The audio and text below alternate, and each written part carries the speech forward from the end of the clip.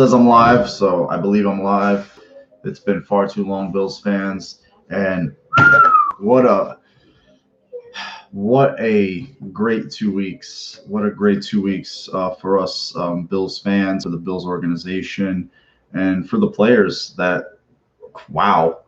I mean, I wouldn't have in a million years if you would have told me that before the start of free agency, before the start. Don't even go to market. Don't even attempt. And maybe they sussed out what was out there. It could be out there. Maybe they didn't. Probably did. Milano, Darrell Williams, John Feliciano. What's up, Eric? Unbelievable. Unbelievable last two weeks. And each, today, Isaiah McKenzie, cheap deal, stays in house. 6 touchdowns from last year's team returning, 5 receiving, 1 returning, 1 throwing. Just an unbelievable job by Brandon Beane. And it's the first time a lot of Bills fans, the younger ones, has seen what a true plan, a true guy who has his finger on the pulse does when he's in charge, as opposed to piecemeal, scattershot, just throw caution to the wind crap that we've seen in the past from the GMs who really had no plan. The plan changed on a whim. Nope. It was just methodical. It was surgical. Yeah. And it shows because the guys that are taking less to stay, and that's the best part about it, man. Guys taking less to stay, guys saying that they want to be there and that they don't want to leave. I mean, each player has echoed that, and it really feels good to finally have a team, an organization, a culture that people want to be a part of as opposed to run from. Because so many times in the past we've seen good players, and the Bills have had good players, just want to run. They couldn't get out of town fast enough. And it had nothing to do with Buffalo, the town of Buffalo, the weather. It was just no chance at winning, bad, just bad culture, no organization, no leadership. And that players know, the league knows. It's a very insular, very small community. It's not as big as we think it is. And a lot of these guys have the same agents. A lot of coaches have the same agents, and they hear things. And the fact that they were able to keep who they kept is unbelievable. I would have never thought in a million years, I don't know what you guys think, that they could have kept all of these players in such methodical order. Not that the fact that they just kept them, that's amazing, but the way that they kept them, just the methodical nature in which they kept them. And then the additions, Emmanuel Sanders, Mitchell Trubisky, who people will have their jokes about, but in his role, I think this is what he is. He's a backup quarterback in the NFL. I think the proof's in the pudding. Emmanuel Sanders, I think, is a really, really nice addition. He just basically takes over for John Brown. He's a little bit older than John Brown, but his pedigree's a little bit higher, Pro Bowl wise, stat wise. Look at the quarterbacks he's played with, the kind of quarterbacks that have wanted to play with him.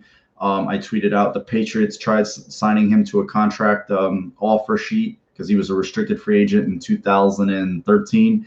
The Steelers matched. Ben was his quarterback. Ends up going to Denver. Peyton Manning's his quarterback. Peyton Manning wants him on board. He wins a Super Bowl there. Ends up getting traded for by the 49ers for their Super Bowl run.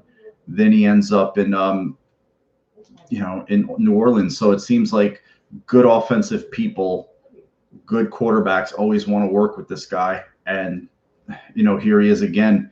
This was 4th, 5th stop in the NFL. And, he's with another good group, and he's just going to slot in perfectly. He's a dog. He looks like a dog the way he works. And I didn't know he was Cole Beasley's teammate at SMU. That's a really cool fact. And Beane talked about looking at him for a couple of off seasons. And I try to remind myself of this because I forget things a lot because I'm a little bit scatterbrained. Beane is very protective about who he brings into this team. He's not going to just add people to add people. He's very protective about who he keeps, who he brings into that locker room. He's not one of these guys who's just going to add for the sake of adding. He's just is not like that. Him and McDermott are very, very highly, and we saw that. We saw it last season with Quinton Spain.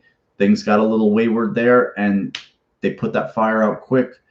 They didn't allow it to fester, and they got it out of there quick. They did not want any issues in that locker room, in the room, and that's the way they operate. They don't play games with that.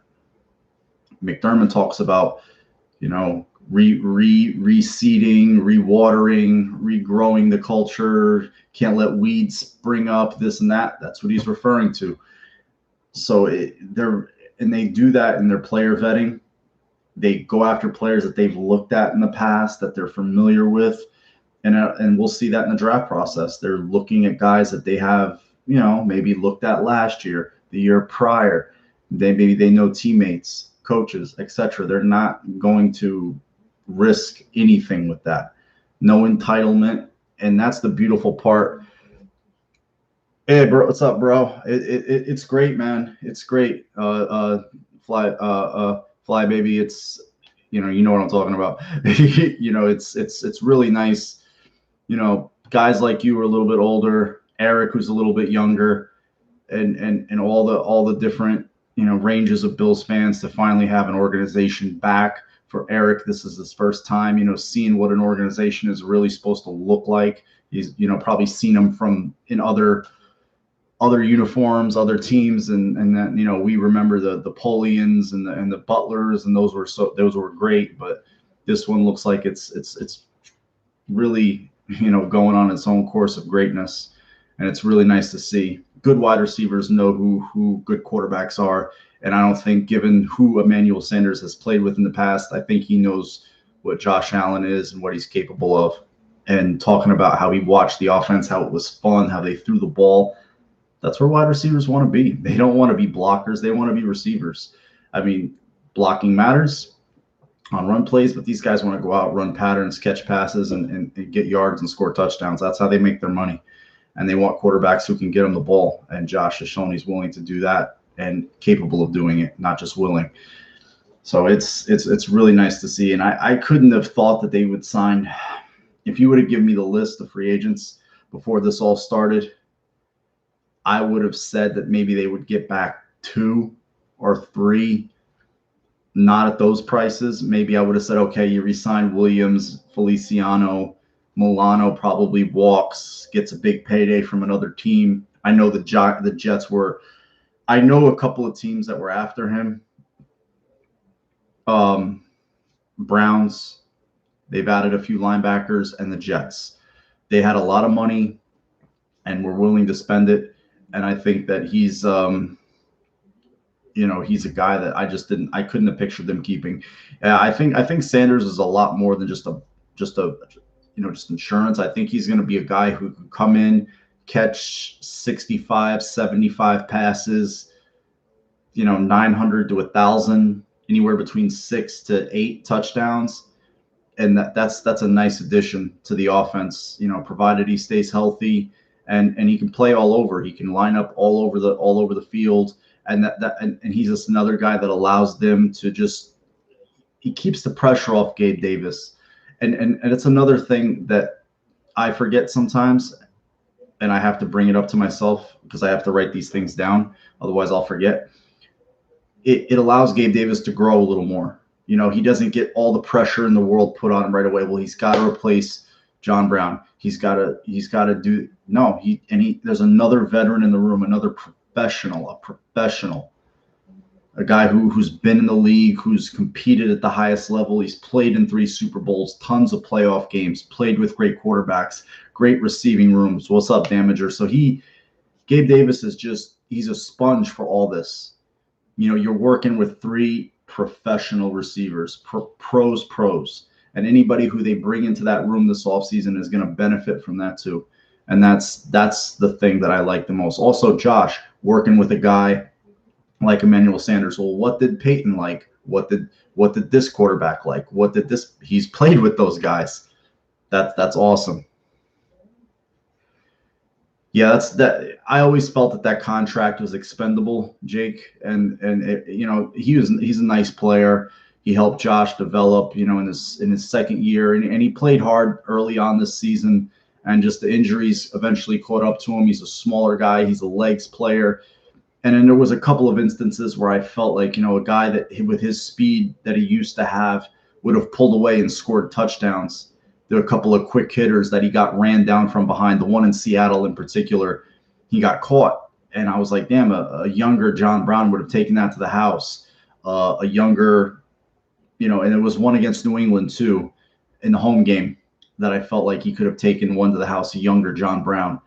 And you know, Sanders is, I'm not, he's never been considered a legs player, but he knows how to get open and create separation. And he's, you know, I was watching some of his because of his age, and he turned 34 years old. And as somebody who's, you know, over 40, you know, you kind of like to think that, you know, you're not dead, that you're still a live body, you could do things.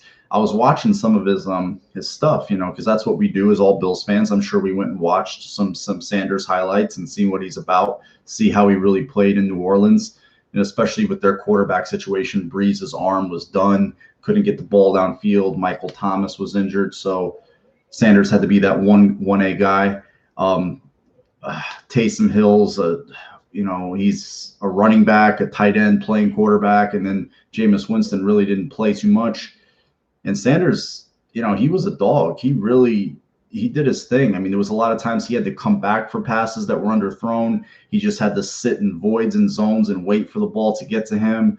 There was a couple of times that he had beaten his man clean off the line. He kind of had to wait for the pass to come down because it wasn't driven far enough. He caught it but couldn't score because the DB eventually had the time to recover. So I think he's a player that can definitely, like I said, anywhere between 65, 75, 900 to 1,000, 6 to 8 touchdowns. I think that's a nice ad. And what's going on in our division? Patriots spending like drunken sailors. You know, all the truthers are going to come out of the woodwork, and as you've seen, oh my God, they're back, this and that. Their quarterback is still Cam Newton, and you know, what did he throw? 8 touchdowns last year. And granted, he had nothing to work with. Could you count on a team being that bad again, or a quarterback? No, but I'm not going to sit there and worry about what they're doing. I just don't think that guy is scaring people anymore. He hasn't had a good year since 2015. You know, and yeah, New England overpaid. They had to overpay everybody. Jonnu Smith and Hunter Henry are nice players, but they're not Gronk, Aaron Hernandez part, you know, 2.0. They're not. You know, Gronk is arguably the best tight end ever to play. You know, blocking, receiving, pound for pound, probably the best. Is Tom Brady walking back in the door at One Foxborough Place? Not that I know of. I don't think you guys know that's happening either. So I don't understand the trepidation there. I mean, did they improve? I'm sure they like to think they did. They brought back Trent Brown, who wore out his welcome real quick in Las Vegas, with player ADD having John Gruden. My God.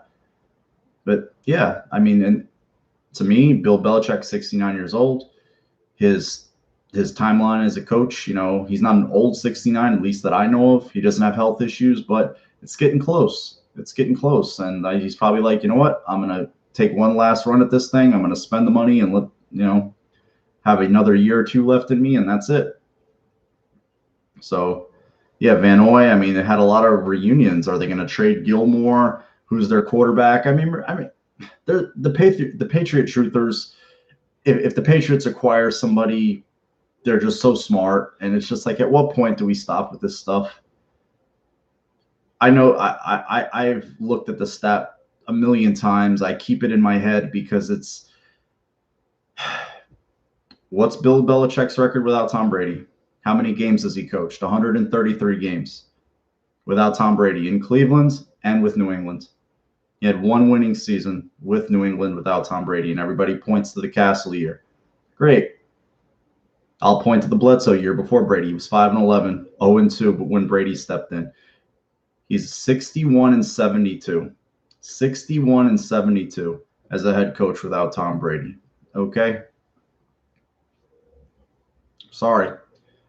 And his GMing prowess is not up there. So, I mean, I think we've been browbeaten. We've been browbeaten to death with how great they are and how much they know and the Patriot genius and all this rhetoric and falsehoods. It just, enough is enough.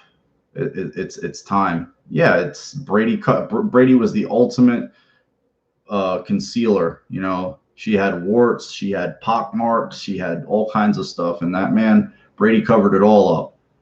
But you know, did they improve? Probably. I mean, I would think so. I mean, Aguilar played really well. He played really well with the Raiders last year, and he can run. Bourne, I was never a big fan.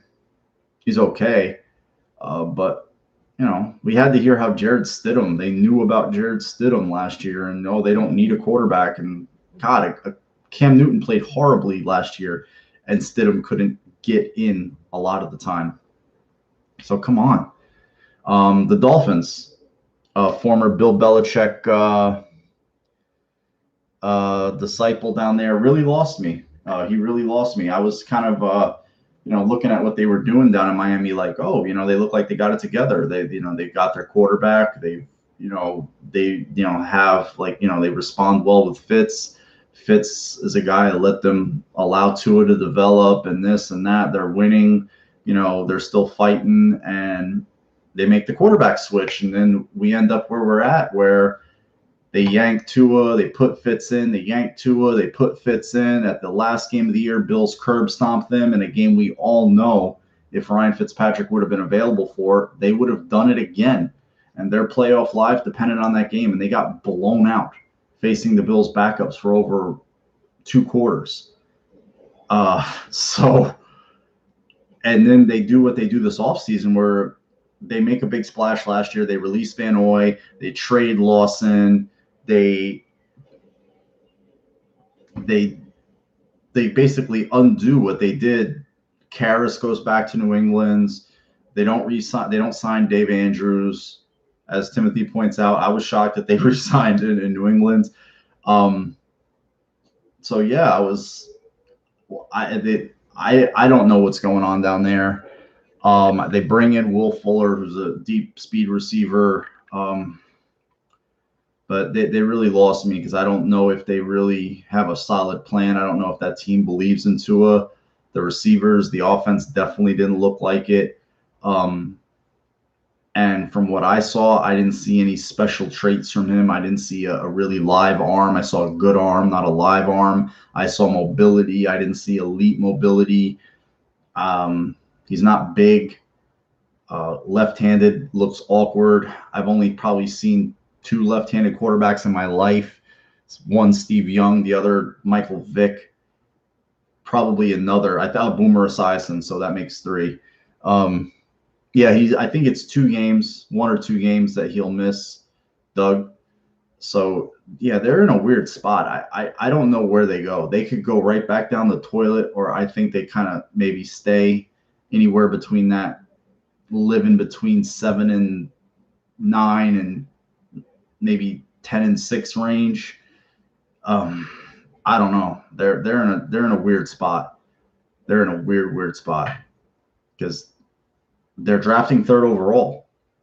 So I think the draft kind of starts with them. What do they do? Do they take a quarterback? Do they trade out, try to get more picks? I don't believe in them either. Like I said, I just don't. I mean, if he scared me, I'd admit it. It'll be interesting to see what the Jets do. No, was he left-handed? I think he was right-handed. If he was left-handed, I don't remember it. I know Vic was definitely left-handed, but I'll look that up. But they're an interesting team to me, because if you look at every team in this division, their quarterback situation has a big question mark. They can say what they want in Miami, but people don't. Yeah, Tebow, you're right. Tebow was a lefty. It's weird. It's just very awkward to see. And, he wasn't the most accomplished. And, Tua is better than Tebow was as a passer, but it's tough. But that's their problem. The hefty lefty, Jared Lorenzen, wow, poor guy's dead now. He was interesting. Maybe he could have been something if he would have had more discipline. That guy, maybe he had a good arm. That guy could throw. I mean, he came right after Tim Couch. But the Patriots, I don't care what anybody says. Their quarterback situation is still in flux. The Jets, Mark Sanchez said it. If Darnold goes 3-and-out, that stadium's gonna lose their shit when they have fans in it. And Joe Douglas goes on the clock instantly. Now, if they flip it, draft Zach Wilson, it's like, okay, his timeline, his clock starts there. He gets an extra 2-3 seasons with that guy. But if he didn't draft Darnold, so I don't know what they're gonna do. And they had, that's a really weird thing you bring up, Raise Your Muse. All the things that happened. Yeah, Tim Tebow was an amazing leader. He just didn't have the talent. The guy was as fiery and as crazed as you'd want. I mean, he just didn't have the throwing ability. He could run, could move. Just we all saw he couldn't throw. And yeah, Raise Your Muse. 2 offensive coordinators. Another odd situation, and that's another where Flores lost me.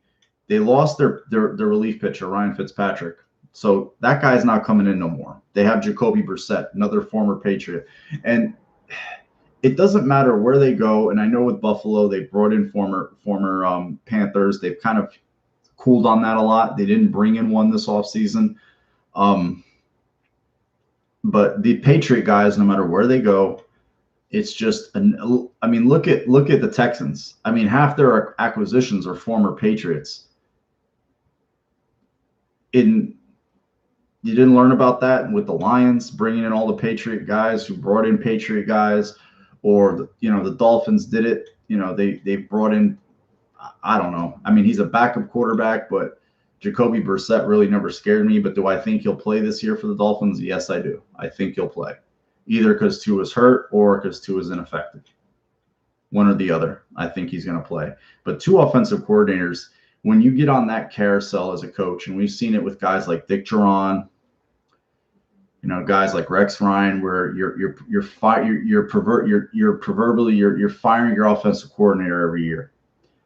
That is an ugly, slippery slope.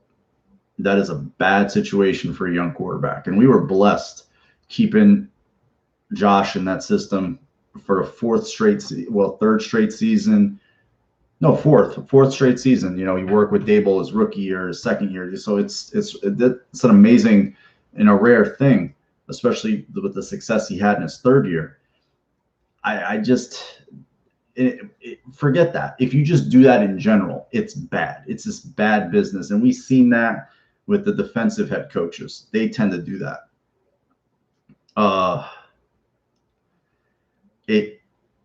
2 offensive coordinators I've never seen. I've never seen that. I've never seen co-offensive coordinators before. I've seen running game coordinator, pass game coordinator, but I've never seen that. And this is Brian Flores' his 3rd offensive coordinator or his 4th offensive coordinator job that he's hired. So this will be Tua's 2nd and 3rd offensive coordinator. Apparently, from what I read, they're still going to be running Changeli's system and just calling plays differently. So they're not really changing the offense. So I don't know how that works, but yeah, that's weird. Timothy writes, Tua doesn't come off like a strong leader, talking about how the NFL wasn't hard. It wasn't a hard adjustment, probably didn't play well. I don't think it played well anywhere. Maybe even his coaches probably said, don't say shit like that. But you saw shortly after that, his play kind of just leveled off. And, teams probably got to look, all these are the routes they like to run. This is what he likes to do. This is what they don't do anymore. And this is what they do with Fitzpatrick. So let's just, do what you do with young quarterbacks. You pressure them, you stress them, and you see if they crack. And, he was yanked for Ryan Fitzpatrick. I mean, there's this perception about Ryan Fitzpatrick as this quarterback that's great. And his story is great, but he was not a great player. He's a solid player. Yeah, I think it was a fit. I think he was there for Fitzpatrick, not Tua. I think that's right, Eric. His connection is with Fitzpatrick, definitely not Tua. There's no way they could have carried that. Douglas, I don't care what wide receivers they scam Newton. Yeah, and there's a lot of stories, side stories that are going on with quarterbacks all over the league. You have Newton getting involved in an argument with a 15-year-old at his passing camp. There's two sides of it. I think the kid was being a disrespectful little punk and shouldn't have said anything. And I also think Cam Newton has to be the bigger man, a professional. He's the adult in the room and say, you know what, I'm not going to respond to this little kid. Because if you let a 15-year-old kid get under your skin, like I think that it shows that you care a lot what people think about you. And you're a professional quarterback. You've been to the highest levels of the sport. You've played in a Super Bowl. You've won an MVP. You've won a national championship in college. How can you be that thin-skinned? Little kid is saying dumb shit. Kids say dumb things. We've all said dumb things as kids, but you can't, that's going to go viral. And a lot of people fell on Cam Newton's side, and I get that, but still, he's got to be the adult and just say, let me back off. The situation in Houston is insane, from the way they've torn down their organization to the way that this whole thing with Deshaun Watson it's insane. It is. I've never seen anything like it. I've never seen an organization crumble so fast. I've never seen a player just, I don't know. Will he even play again with all this stuff going on down there? I don't know, but that's insane. But back to the Bills off season, it's been really, really good, and I don't think any of us could have scripted it any better. From the re-signs to the additions, like I said with Trubisky, people are going to have their cute little jokes. The Sabres of the NFL, they're the Sabres of the NFL without the. I don't think the Sabres have the off-ice drama that the Texans have off-field drama. Let's just put it that way. Drama, yes, but off the off the playing arena, they don't. It's totally different. Yeah, he's the he's the QB2, and if people want to argue that he's not an upgrade over Barkley, okay, fine, but he is an upgrade over Barkley, in my opinion, from a mobility standpoint, from an arm standpoint, in a play standpoint. He's played a lot more games. He's won. He's over 500 as a quarterback. I'm not saying he's great, but he's a backup quarterback. Your idea is for him not to play, period. None of us are going to be clamoring for him to play, but he's capable. Timothy, what position would you like to first round? I'd love another corner or linebacker for me. I think the Bills are in two positions. They're BPA or trade down. That's where they are. They could take any position, sans quarterback, fully justified. Well, sans kicker, punter, long snapper, quarterback. But I think if they go offensive line, if they go tight end, if they go wide receiver, running back, I really wouldn't want a running back in the first round. Defensive line, linebacker, corner, I would not be shocked. That's where they are. They don't have a fourth round pick. I could see Beane wanting to recoup get a fourth rounder or a couple of mid rounders somewhere, somehow, to have more ammo on day 2, day 3. So I would like to see them trade down, or take the best player that they feel is available. Do you remember Buffalo holding private workouts to Trubisky pre-draft? Terry Pegula attended them. I remember that. They were involved in that whole situation. And I remember hearing, Pegula liked him and this and that. And yeah, it's kind of crazy how it all turns. Things come around. It was a bad situation there in Chicago, and we've seen it with the Bills where, you got a quarterback and it's just it's toxic. It's like with Trubisky had way more success than Peterman did with the Bills, but it got to a certain point where it was just unhealthy for the player to be anywhere around the team because the fans don't want to see him. They hate the idea of him as a player. They hate the way he's covered by the media because it's like he's a punchline. He's the butt of a joke, and it was just best for him and that team to part ways. If he gets a restart with the Bills, that's good. As a backup, you just sit, decompress, reboot, fine with me. Just Josh, stay healthy. I feel a lot better with Trubisky as a backup than I did with Barkley. God forbid anything happens to Josh. I feel Trubisky as, yeah, I think he's, he's a better player. He's just a better player than Barkley, and even he knows, like, as a player, like, look, this is a good place for me. It's a stable place. They have a stable coaching staff, a stable culture. They have good skill position players. They have a creative, system. And I have no pressure to play. Nobody wants to see me play. But I trust what they do here, and I trust that I can, get a fair shake here. So I don't, it's a 1-year deal, a cheap deal. I don't think they were ready to turn the reins over to Jake Fromm just yet. I just think they like the way the construction of the room, the way it is. And he doesn't have a big ego from what I know. He's not going to sit there and try to pout and kick rocks if he's not playing. So I think they're aware of that. Like I said, Beane and McDermott are very, very guarded about who they bring into that building, player-wise, and well, anybody-wise. The Bears got stupid in the draft. Yeah, they did what they did. I think, the 49ers you could easily say, well, they didn't draft Watson, they didn't draft Mahomes, they passed on those players in their quarterback situation. Garoppolo. What is it?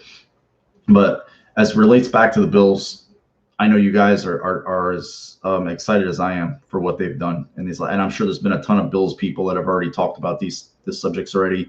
But every signing has been, the contract construction, the rate of pay, the years has been phenomenal. I mean, Milano 4 and 44,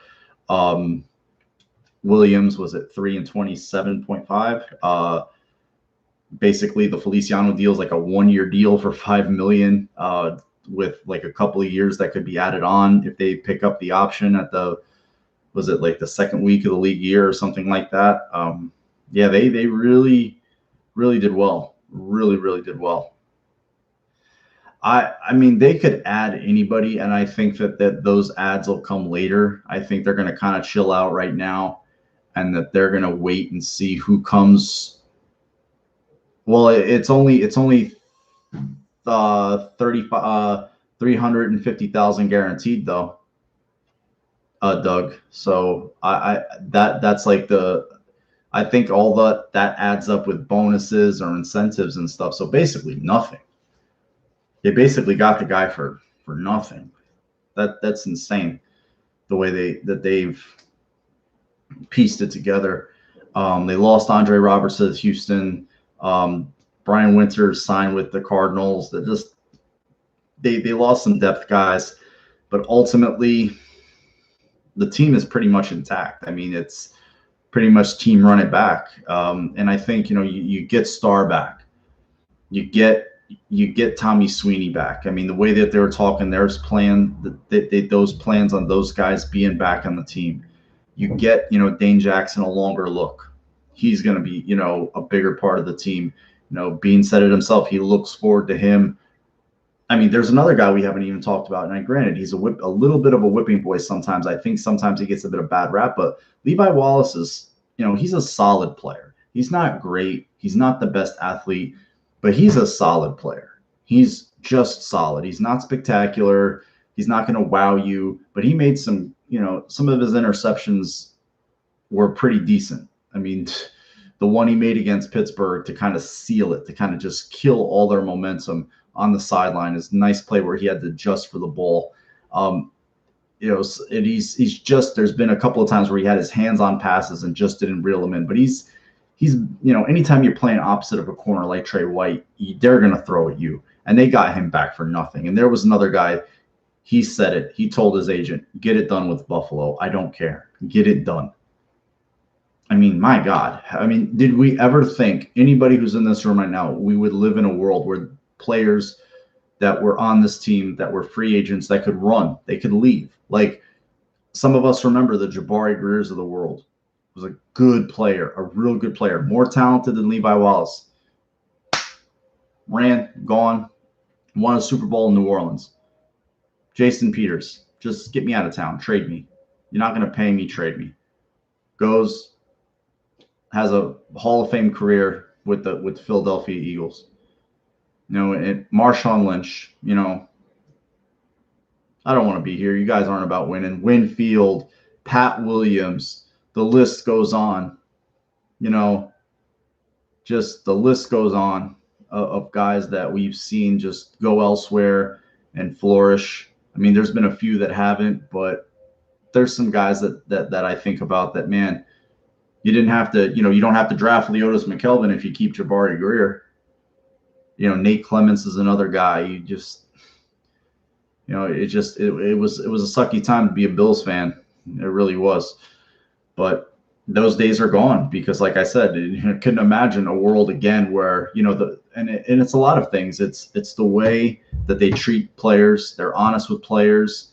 They don't let like a guy like Quentin Spain. They could have let him stay, stew, and fester, and it could have become toxic, and the player would have been unhappy. They're like, you know what? We'll cut bait here. We'll let you go. Find another opportunity somewhere else where you can play. You can pick your new team. How about that? And they do that, and you can it doesn't have to be acrimonious. No bad blood. It just long term it wasn't a fit. Well, it wasn't just that. The players didn't want to stay. The Bills were never frugal as much as they just didn't allocate money to the right players. And it just seemed like the players knew that they just wanted to go. I mean, we already knew players were going to leave before free agency started. It was like, this guy's gone. He's out. He's saying bye. The Bills at the time, I believe they gave Derek Dockery and Langston Walker some of the biggest. The Bengals actually re-signed him like a couple of days ago. They picked him up and they actually re-signed him. They had to basically hold Mario Williams hostage for like a week, and then they had to put electricity in his locker, and that caused a riff a little bit with some guys. Like, they did this, and yeah, it was terrible. It was just, it was Bush League stuff. Real organizations, you want to be here or you don't want to be here. I like the idea of J.J. Watt, but I didn't want them begging for J.J. Watt. He ended up in Arizona, but I didn't want them, sitting there groveling for him. I love the idea of the player. I still think he could be productive. I think in name it would have been a big ad, but I didn't want them at that, just groveling. I didn't want that. I'm like, look, this is a winning team. This is an organization that wants to win, is on the cusp of something great. You should want to be here just as much as they want you. Steve, are you surprised we didn't try to improve the defensive line off? I mean, I think that they feel that they know what they're getting to with this offseason. Last offseason was just when nobody knew what the hell was going to go on. You're getting Star back.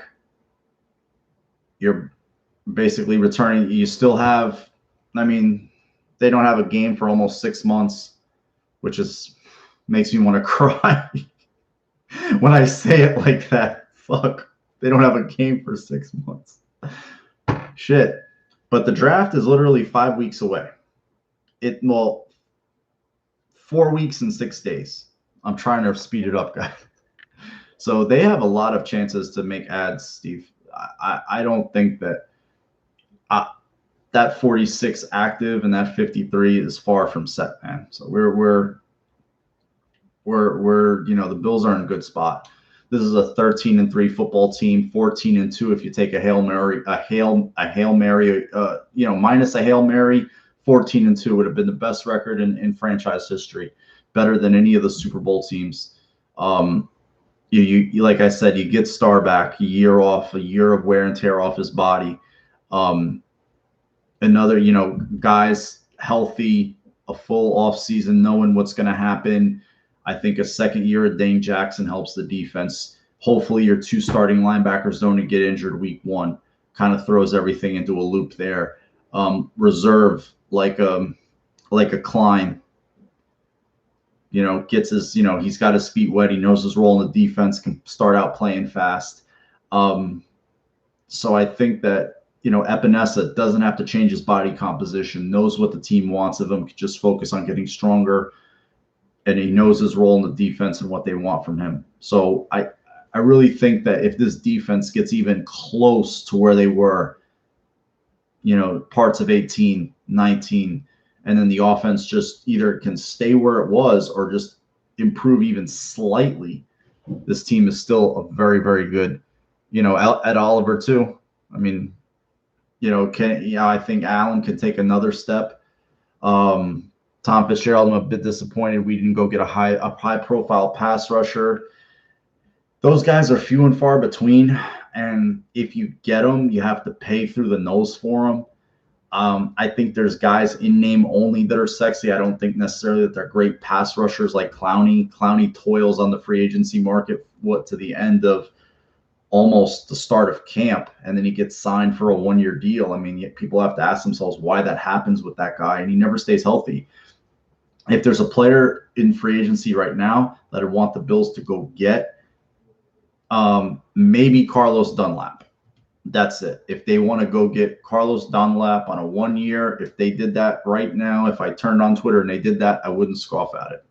But in the draft, I think we'll see a corner, an offensive lineman, a defensive lineman of some kind.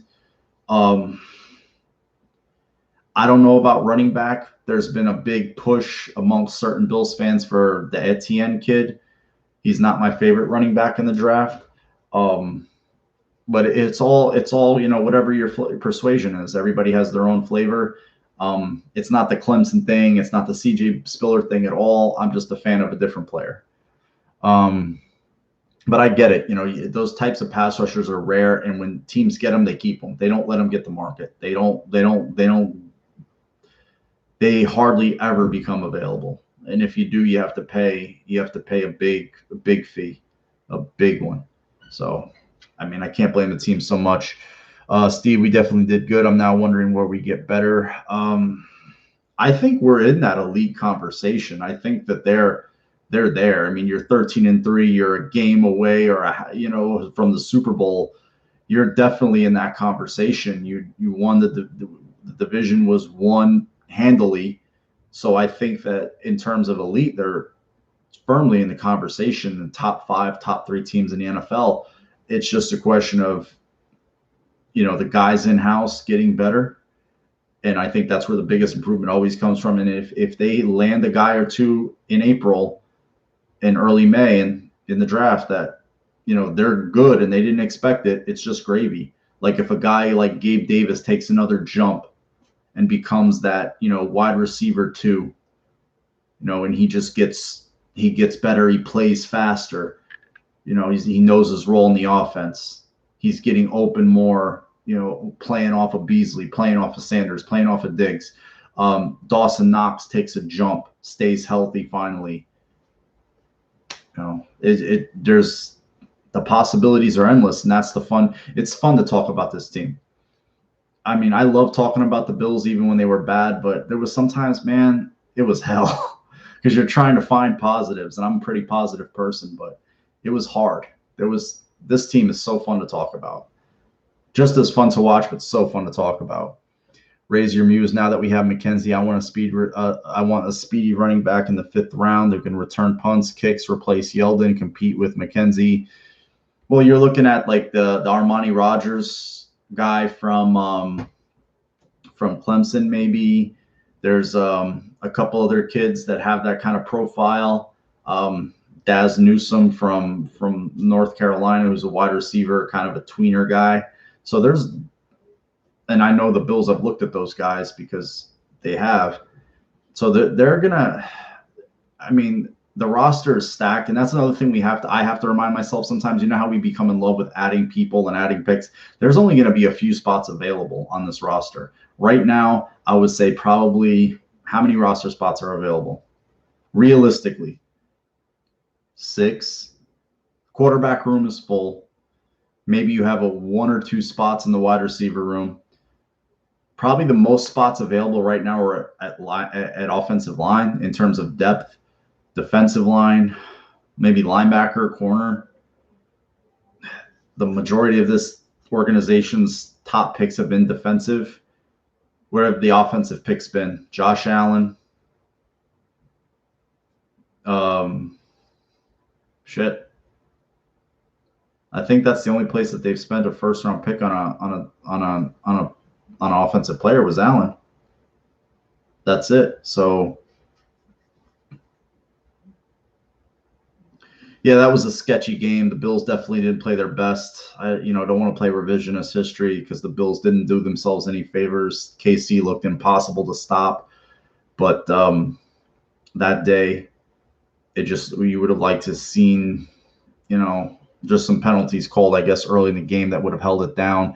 Tom Fitzgerald, that's true, I guess, for a lot of Bills fans who never played football and were a bit, scared after 20 years of bad decisions. Getting drunk in a parking lot makes us, yeah. I mean, who doesn't? I mean, especially when your team is good. The team is good, so you're going to, now the fear is you don't want them to regress. Now the fear is, oh my God, we can't get worse because this high of being good is too delicious. It's a drug you don't ever want to lose. It's just like a true drug addict. They're chasing their first high. So you want that. For a lot of Bills fans who've never seen the Bills have the success, they don't want to lose that high. And I'm sure the Bills themselves don't want to lose it either. So I think that they'll definitely look to, not say status quo from the standpoint, but they're going to try to improve from within, and they're going to still look from outside. You know how it goes after the draft, guys come available. Oh shit, this guy's available. He got released. Oh, can we go get him?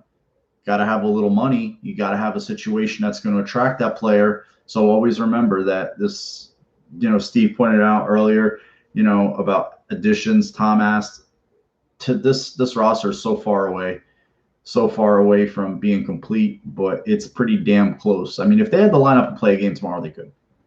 They're one of the few teams in the National Football League that could say that if and be confident. I mean, look at this way. The defending AFC champions have no offensive tackles right now. They have no offensive tackles.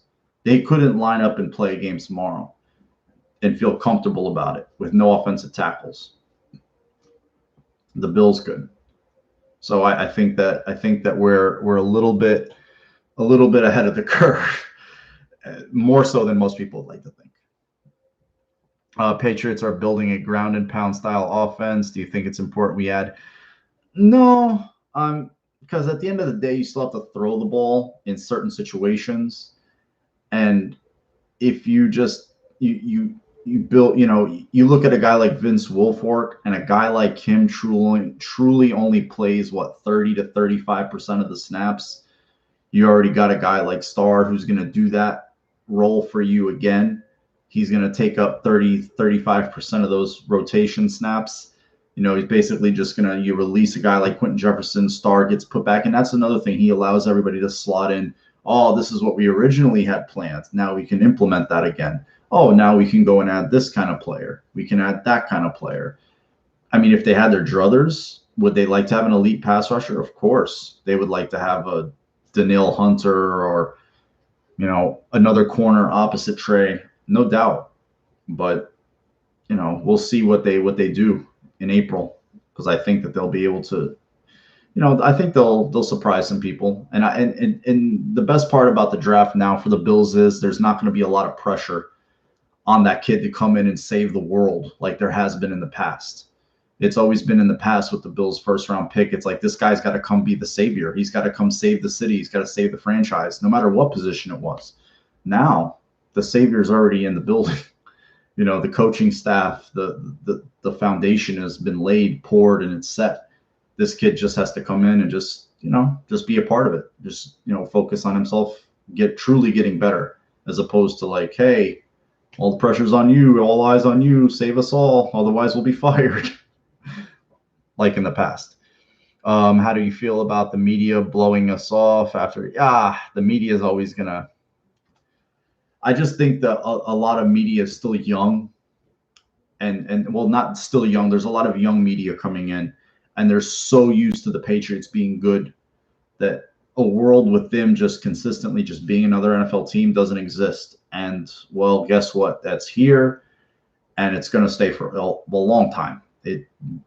What happens for 20 years there will never be duplicated again, and especially by them.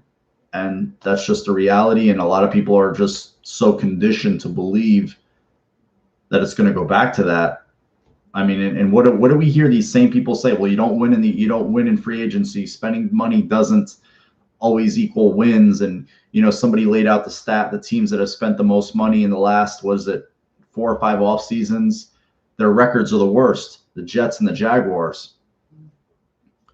So we'll see. We'll see what they do. They were 7-9, I believe. They might be 7-9 again. Who knows? Yeah, I don't feel sorry for them. The trend last year for good teams was a return to size. How can the Bills get bigger? Just I think you have to have good size. I think a player could be big and bad. Like, he could be big and suck. I remember Jasper. Ed Jasper. He was huge. That guy was a mammoth. Some older Bills fans will remember a guy named Jerry Crafts. They called him the Condo. There was House Ballard, and then there was the Condo, Jerry Crafts. And Jerry Crafts was a reserve offensive lineman. He was huge. He was mammoth. What do you think? I think they're going to draft a quarterback. I think they'll draft a quarterback. I don't consider Ed Oliver a bust either. Ted Washington was great, but he was big. Ted Washington was arguably one of the greatest. I mean, people talk about Poyer, Hyde being some of the best free agency signing. You could throw in, for the one season, Paup was, he won the defensive MVP. He played opposite, Bruce Smith, though. And, he had, Ted Washington on the defensive line. He got injured in his second year and really never was the same. I think it's Wilson. He just fits that style of offense, that Shanahan style that they're going to run. Mobility. Pat Williams was a big player, but Ted Washington was huge. That guy was that guy was huge. But the NFL was a different league then. It was a run, hit them over the top league. There was a few pass heavy teams, a few. There wasn't the dearth that there is now. And teams that aren't pass heavy want to eventually become pass heavy. There was teams that were strictly, this is our philosophy, this is our offense, we run, and that's just the way that we play offense. It's not like that anymore. A guy like Pat Williams at the end of the day, or Washington, would be playing 35 they would be run down players, short yardage players, goal line players, early down players, and also the way how the space game, the running conditioning might be an issue. I don't think they would be hurting for certain, but man, Ted Washington weighed like 360 pounds. I was listening to one podcast where, for some of these guys, it was a struggle because they're just so naturally big. Even though that they played and they would lose weight, they would have to weigh in on a Friday just to make sure that they were on weight, so they weren't slow and sluggish. And it was harder for some of those guys because they're so damn big naturally. Like Jerry Crafts would. I was listening to One Bills Live, and they were talking about him. I can get up to 400 pounds in a day and a half if I needed to. I'm like, that's fucking insane. So you can gain 40 pounds in a day and a half. That's Jesus Christ. I weigh $170. So seeing people that big, that's when you see an NFL offensive lineman, it's different. And I think we forget how special athletes they are. Defensive linemen too. But yeah, they're going to get bigger. I think they'll find a way to get bigger, and they'll find a way to get a little bit more athletic in the secondary. At corner, linebacker, I think they'll find a way. Reserve linebacker, reserve corner. I honestly think, I know people are going to I think Dane Jackson's going to start on this team. I think Dane Jackson's going to end up starting. I think you'll see him early on split snaps with Levi Wallace. And I think you'll eventually see him become the full-time starter opposite Trey White. Yeah, Big Ted listed at 360, but most teammates. Yeah, he was fucking huge. That guy, and you just, I don't know, like, and he was, I think he wrestled too, so he had that wrestling background, and you're just not going to move a guy like that. You just, what are you going to do? Like, even if he's going up against men who weigh 300 pounds, he just looked like he dwarfed them. One of the weird players, that we've seen. No, I'm not saying Ed Oliver is a bust. I'm just saying top 10 pick. Would I consider him a bust? I think I've done this. We get caught up in where players are drafted and what our expectations are. I think without Starr, they asked him to do different things. He had to play alongside all new defensive people. You got to remember he didn't play next to Harrison Phillips a lot because Harrison got hurt in his, was it third game last year? I think it was the Bengals game. He got hurt. Ed Oliver's a rookie. They didn't get a lot of play time together. He's back this year, but then Phillips, he's out, but he played a lot better when he came back in the second half or late last year after they stopped inactivating him. They put him back on the active roster for game days. He played a lot better. So I'll say Harrison Phillips is he's still part of that group. But then he's playing next to Butler. He's playing next to Jefferson. Zimmer comes in. So he's playing against, with alongside Addison, all these Epinesa. So he's playing along with all these new guys. I think it was an adjustment. And it's an adjustment for them. New scheme, new teammates. So it all has to, tessellate together and be cohesive. And it just early on, we all saw that they weren't the same group. The second half of the year, they started resembling the same group, and they started getting those turnovers and those big turnovers, that really flipped games, which were huge. Remember Sam Adams? Yep. That was even though that season didn't turn out good in terms of games, in terms of big plays, it's one of the more, fondly looked upon moments in Bill's history for a player like that to return a pick six, especially against Brady. The spread created tweeners, but now most offensive and defensive are smaller, smart teams like New England. I don't necessarily want to say New England's one of those smart teams. I think that they had a quarterback that was transcendent, that arguably the best player in NFL history, the greatest quarterback of all time, and he allowed them to do a lot of things. The defense didn't always have to pitch shutouts. We can give up 30. You know why? Tom will get us 40. We can go down by 14. Why? Because Tom will bring us back.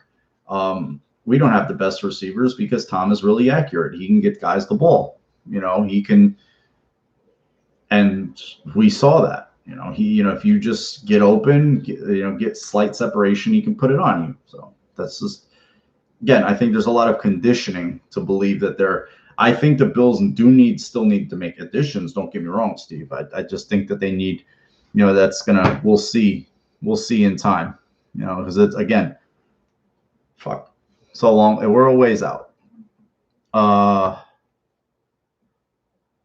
Section 129, Brady his ass, and it was a return. It was a great game.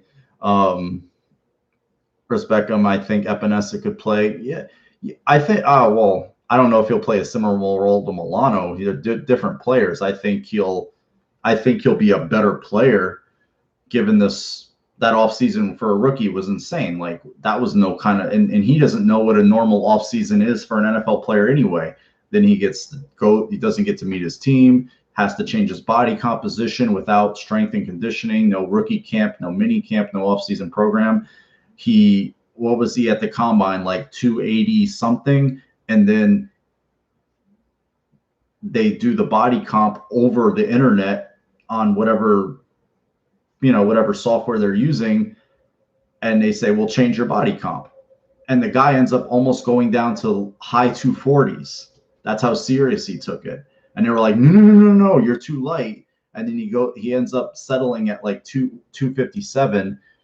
And, he finally settled down. That's a crazy thing to do to a player, especially a rookie. Yeah, Spikes, London Fletcher. I got a lot of questions, so they're kind of stupid compared to everybody actually, played organized football. But Is our special teams elite? I think it's good. I think our special teams is good.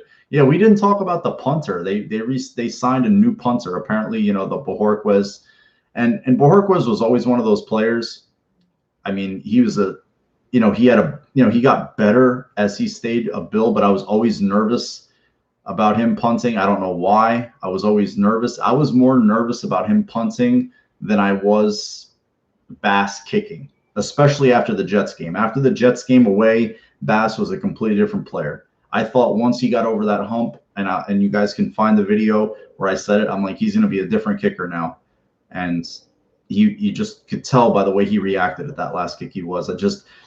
I could say like Bojorquez was part of them losing that Arizona game. He shanked the punt. The Bills had to, come up with a 3-and-out, but still Arizona kicked the field goal and the Bills lost that game by 2 points. If, let's say they hit the Hail Mary, they did. They have to kick the extra point. Maybe he misses it. Maybe they hit it. That game goes to overtime. Still, what's up, Trevor? How you doing, man? Apparently, Hawk, he's more of a punter about hang time, and his down punts. That was one thing about Bojorquez that annoyed the shit out of me.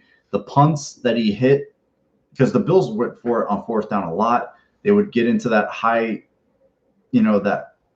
the fringe area in between the 35, I would say like 38 to like 45, and they would go for it a lot. They would constantly go for it on fourth down.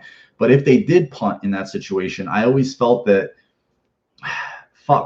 Bojorquez kicks it out of the back of the end zone. They never get touchbacks. He had that one great coffin corner punt late in the year, but in terms of constantly pinning teams inside the 10, he just wasn't good at it. And I hated that.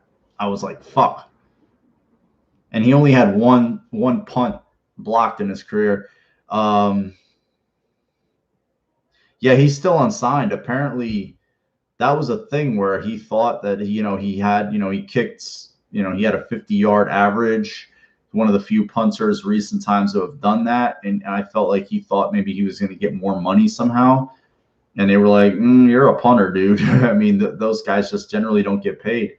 And I wasn't shocked that they moved on, but I was a little surprised. I'm like, wow, I thought he was one of those, they're very picky about their special teams. And, we saw that they brought back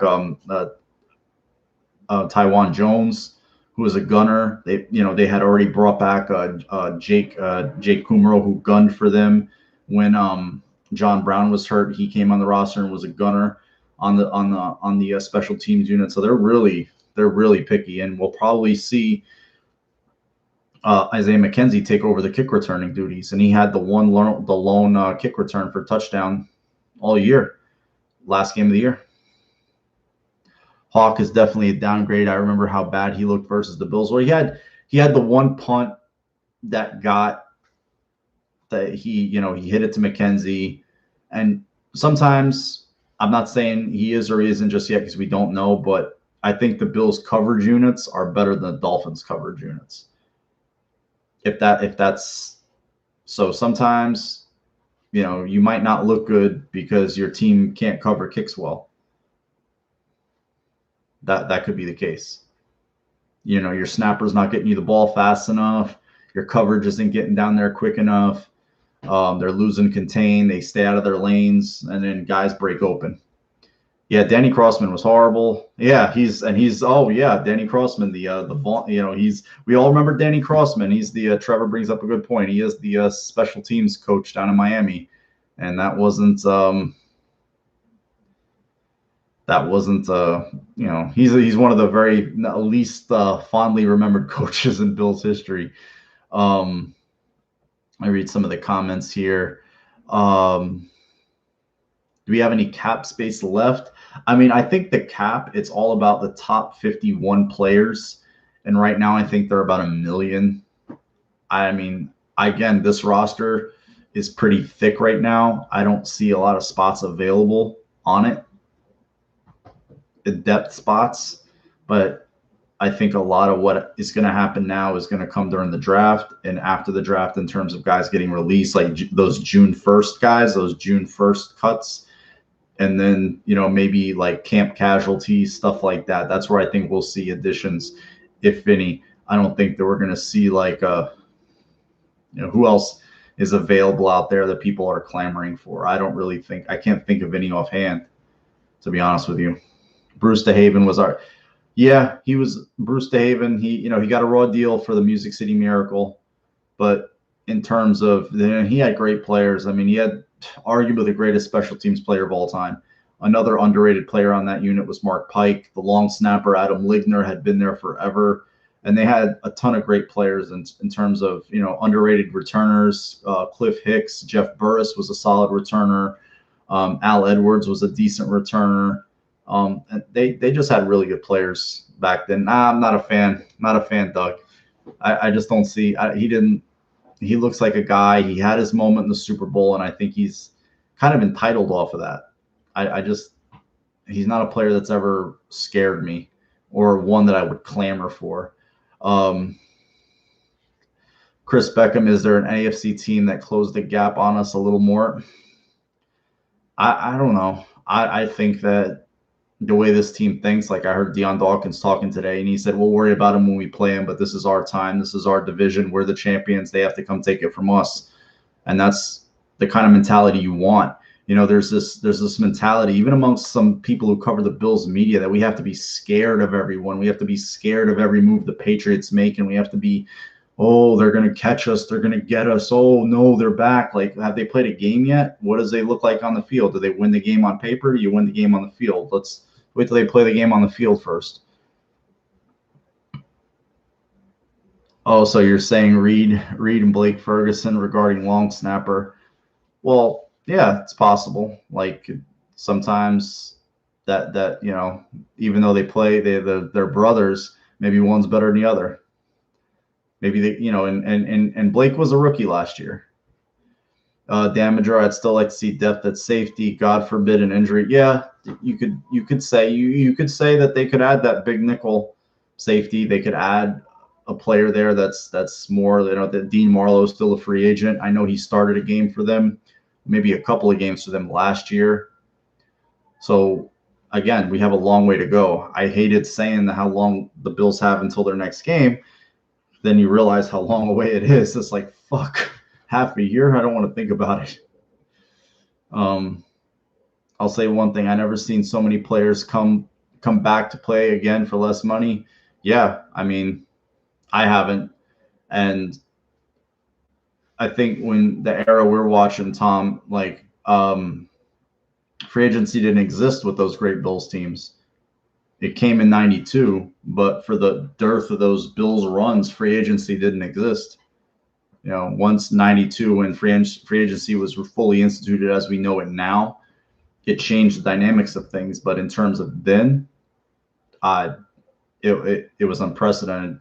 It's been unprecedented the way guys have come back to the Bills for less. I really think that's true, because I think a guy like Milano could have gotten like 50. He could have gotten 10, anywhere between 10 and 12 million more money on the open market than he did with the Bills, and he chose to stay. That was insane.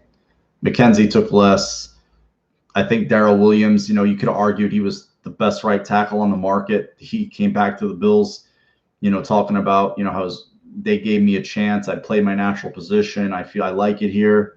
That's you love hearing those things. I mean, it makes it feel good to be a Bills fan. It really does.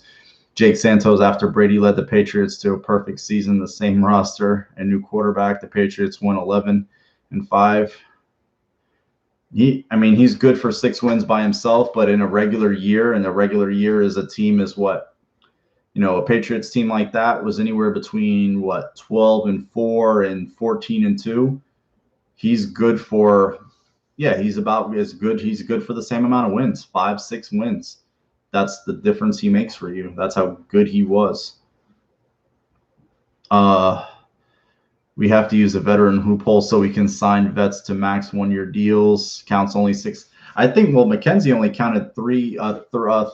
3.5. that was in a crazy deal. So I had to come on today. Not the McKenzie deal, but I had been planning on coming on for a little while, but things kept popping up and I had to go to bed early. And so I was like, fuck it, I'm gonna get on tonight. I'm gonna get on tonight. Yeah, keeping the team, like, this was a good team. This was not a bad team. And at all, this was a very good team. And is Diggs restructure coming? I don't know just yet. Um, I don't know what they have. I know Beane said he doesn't like to push money down the road. He doesn't want to do that. Maybe signing guys to extensions, but restructures. He said he doesn't want to have to do it to where he pushes money down the road and later on you have to pay for it. You know, it's going to hurt you down the road. He doesn't want to do that. I think the one signing we'll see, like, and not even a signing, I think contract extension we'll see get done is probably Allen first. I think we'll see Allen, and then we'll see Edmonds before anything. I think those are the next two big pieces that we'll see fall, are those two guys staying long term with the Bills. You know, if they initially pick up their option, but I think that those two guys being locked up long term with the Bills are the next things we'll see. Because them re-signing Hyde to a contract extension shocked me. And then that kind of sprungboard everything, you know, him talking about like, well, I want to finish this. We all came in 17 together, Trey White, Poyer, himself, and he's like, well, I want to finish this. I want to get this done. Yeah, I was on there for a second. They're really cool. Matt and Ryan are really cool guys. They're really nice guys. So treat them well. They're good dudes. They interact with the fan base amazing. They're you know, I think for the most part the media that covers the Bills is really cool, and they do a good job of interacting with the fan base. Yo, he meant it, Trevor. He definitely did. You know, he wanted to re-sign and draft his own. He meant it and he did it. And I think players like that. They want to be honest. They want honesty. They want transparency. They know it's a business. They know the league is very transient. They know there's a lot of movement. You know, just be honest with the player. If you want to move on, you know, allow me, because you're uprooting your whole family. Your plans in life depend on what that team decides to do with you. If they decide to pay you and keep you, you know, 5 years is a long time. And, you know, the amount of money they pay you is a lot. Am I going to stay here, live here full time? Am my kids going to be in school? You know, am I going to settle in here? It's a huge, you know, and that's what players want. They want to know where they stand. Okay, so if Jim Kelly came when he was supposed to and didn't go to the USFL, would have we won a Super Bowl? It's hard to say. The organization was really bad then. I mean, he would have came in 83. He wouldn't have played because he was injured, remember? So he would have stayed out. He didn't play in the USFL in 83, 84, 85. He was supposed to play with the Jersey Generals in 86 and didn't. The league folded. And then he went to he finally signed with the Bills.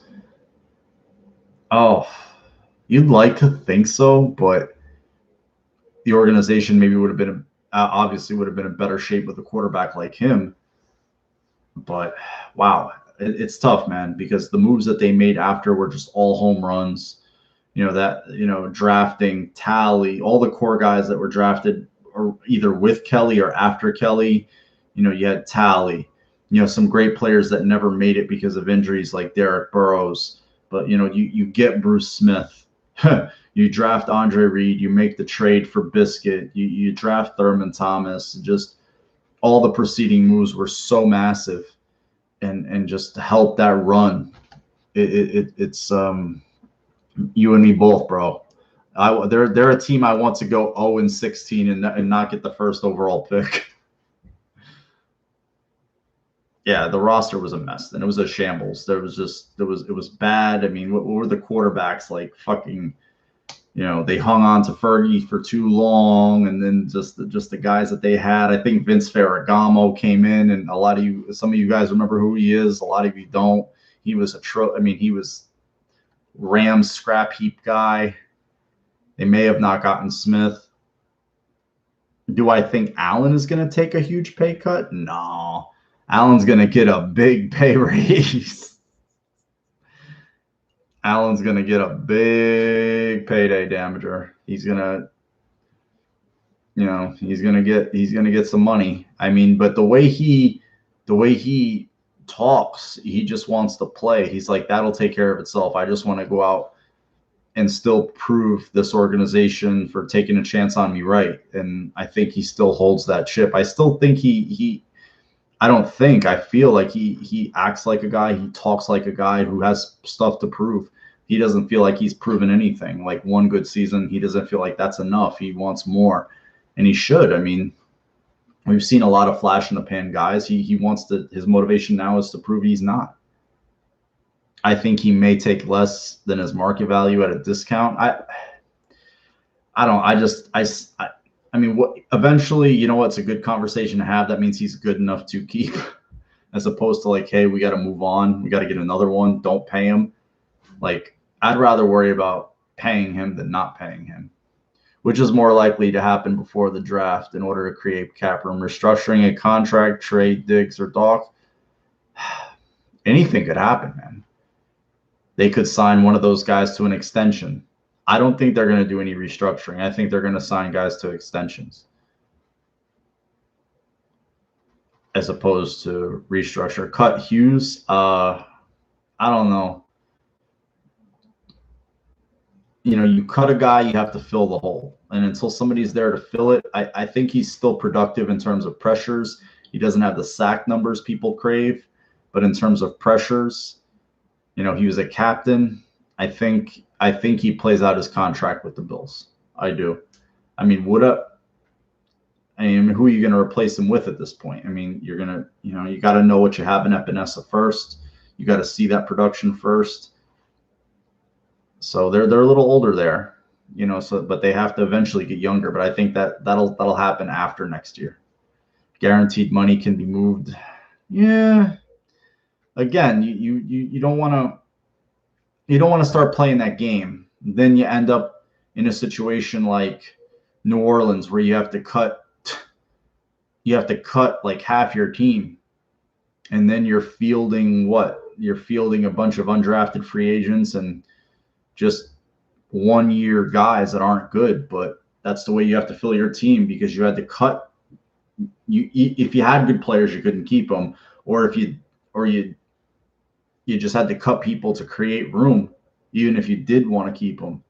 Maybe you wanted to restructure, but even then you couldn't do it. So it's tough. I mean, they chased the ring for a long time after 2009, couldn't get it, but now they're going to have to pay the freight. I like the fact that the Bills are in that position, in this position, put it that way. I like the fact that we're talking about paying a quarterback, restructuring money. I mean, it's about winning now, and if whatever leads them to winning, I want them to do. But I think that them being reckless sometimes can keep them from winning also, because again, a guy comes available in June and everybody's like, oh, they don't have the money. Well, they were reckless. They went out and paid this guy more money than he was worth, or they went out and overspent here. Now they can't. Like, I don't know how much money do the Patriots have left? How much money does, like the Colts, they had a ton of money. They didn't spend it they didn't go spend it like drunken sailors. Why? They don't know if they have a quarterback. They have to wait on Wentz and see if they have a quarterback. That's number one. They have to pay Nelson. They're going to have to pay Darius Leonard. They have to, they have a lot of questions to ask internally. So going out and spending all that money, sexy on the surface, sexy right now, but could kill you. I mean, we've seen the Bills, it kill them. Keeping the wrong guys, signing guys here, there, just, to extensions that weren't really for it or about it, end up hurting Bills in the long term. Darius contract, think about that one. It was a terrible contract. Looking back, terrible contract. And it really hurt the Bills, and it hurt this regime coming in. This Bills regime really. At least he was productive in terms of, he got the money and he played well. for 3 to 4 years played well for the Bills. Darius played well on his rookie deal, got the contract, and took a dump. So if and that contract, like I said, it crippled this regime a little, for a little while. They had to cut guys. They couldn't have the best football team around Josh in 18 as I'm sure they wanted to, or even 17. They had a lot of shit to eat. So that can happen, and I trust this regime not to do those things. Let's just put it that way. I trust this regime to be smart. Have they had their mistakes? Yeah, but they've got a lot more hits than misses. So I trust what they're doing. I mean, we look around the league today and we see what's going on in Seattle with Russell Wilson. And granted, they won a championship, but that looks ugly. We look down in Houston, that's a mess. There's questions all over the league at quarterback. Even let's just say like in Cleveland, they were much better, hadn't won in a long time. They haven't had a quarterback in forever. Finally found a quarterback. There's still questions. Do we really want to pay Baker Mayfield long term? Maybe he's just a guy. Do you want to pay a guy who's just a guy like a superstar? They have those questions. The Bills, I don't think, have those questions. That's a great place to be. Steve, I totally agree, but the Bills have to have like three. Yeah, they'll get that. They'll get that. I think what I was reading, that the draft class will be like 5 million, around 5. To sign the draft class is around 5. But that's questions that they're asking, Trevor. That's ones they're asking. You look at what the Rams did. They feel like, what, that guy took them to a Super Bowl, and they're like, well, he's just a guy. We have to do so many things to make him more than what he is. We'd rather get a guy who we know about, but we don't quite know about, has more elite traits, skills, who's older, more injury prone, but his arm is a universe better, and maybe he could push us over the top. That's kind of what happens. I felt bad the way they talked about Goff, because to lead a team to a Super Bowl is not easy. It's not something that happens. And the way they just kind of dismissed them, like in terms of like, make the trade, you like a different player, that's fine, but don't just talk about it like it was all the play calling. Like, the players still to go out and execute the plays and make decisions in real time. And McVay, I'm sure, he's a great play caller and coach and whatever, but at the end of the day, I think it's kind of disrespectful to the player. It's kind of like Brady and Belichick. We always thought about, is it more Brady? Is it more Belichick? You don't think that talk pissed Brady off to no end? Like, he constantly had to hear that. And then this year he's like, what do you think his motivation was? Like, oh yeah, you think it was just him? Watch what I do somewhere else. And we saw what he did somewhere else. Yeah, I don't think he was that bad. He's just, he's an okay player. That's what he's an average quarterback, above average quarterback.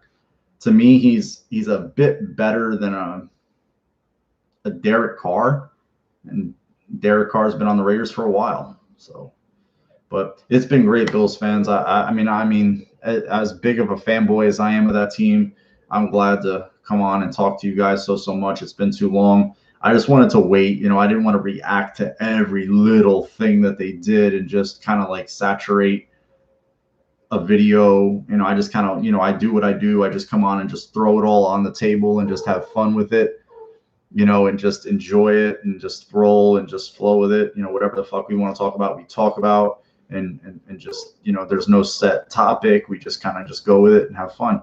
But it was because there's a lot of guys who come on, they do like every little thing every time a guy signs, and that's their thing. That's cool. But I just, that's not what I want to do.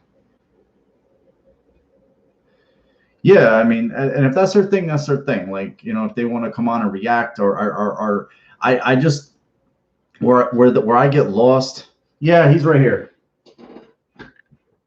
I don't know what's his deal. He's been making this noise lately.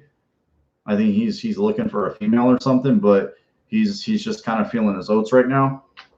But I just don't like hyperventilating to every time the Patriots signs up somebody or a free agent comes available. You see the emoji eyes on Twitter. It's like, oh my God, this guy's available. You see the emoji eyes. Like, I'm not on that crowd, and we have to sign everybody because, like I said, this team has shown, this regime has shown, they don't want, everybody's not for this team. Not every free agent comes available is for this team. They don't have the personality for the team. They don't have the right makeup for the team.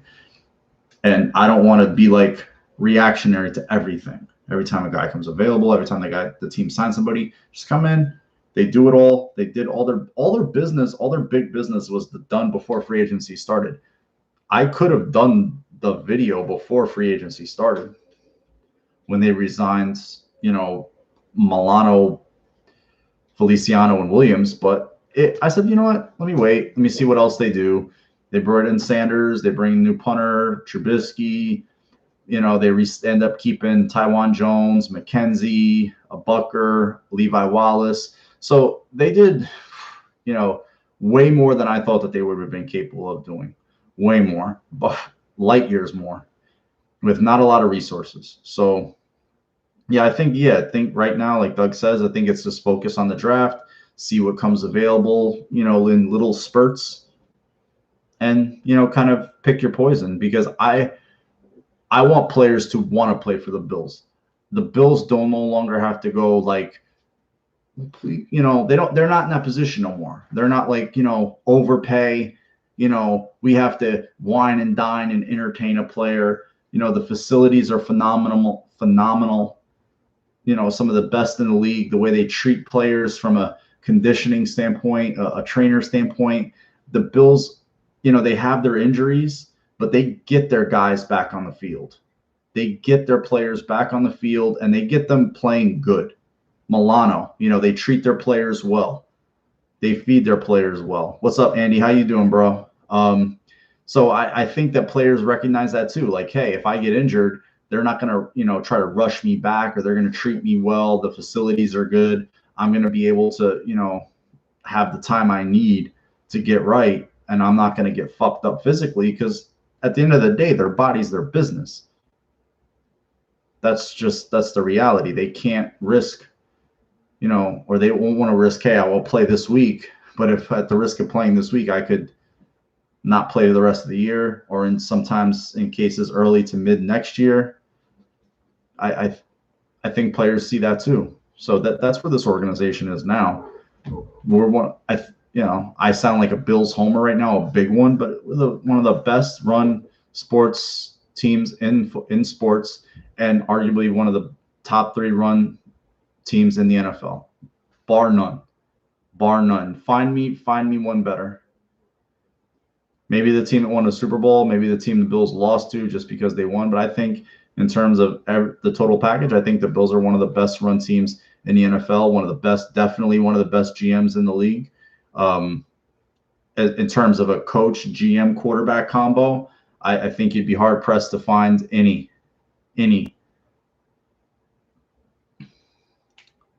Yeah, I remember that player engagement. He took over for former Bill, Marlon Kerner. And basically what player engagement is, getting guys set up where to live, introducing them to the facility, where things are, have like chaperoning around the town.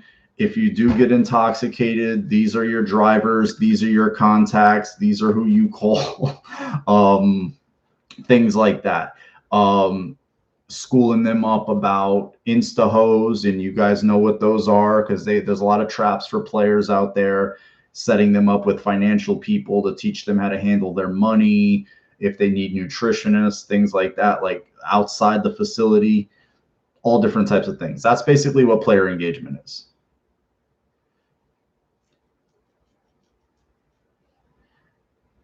You live in Northwestern. I watch all. You live in the Northwest. Watch all the Hollister is an excellent. Yeah, he's a guy that he played with Josh, and I think he's a solid player. He's kind of like, he was a Patriots draft pick, so they like tight ends, and he kind of moves around, does a lot of things. He had a lot more athletic ability than I thought he did, because I look at his average per catch, it was only like 8 some yards. I'm like, damn, what is he? He's like a bone catcher guy. He catches like little bones and just kind of falls. It just looks like that was his role, like where he just, would run, like tight end screens, little quick hitters, but maybe his role in this offense is different. He doesn't have any familiarity with Dable from New England because Dable was already at Alabama. But, I think Knox, Sweeney, him, and who knows who else they add. So I hope, that room's not complete, but I really hope Knox takes a jump. I really do. Because I want to see the guys they draft do well. I don't want to see them flame out and suck. And I root for every guy who puts on a Bills uniform to be amazing. And we all do. But I hope he does well.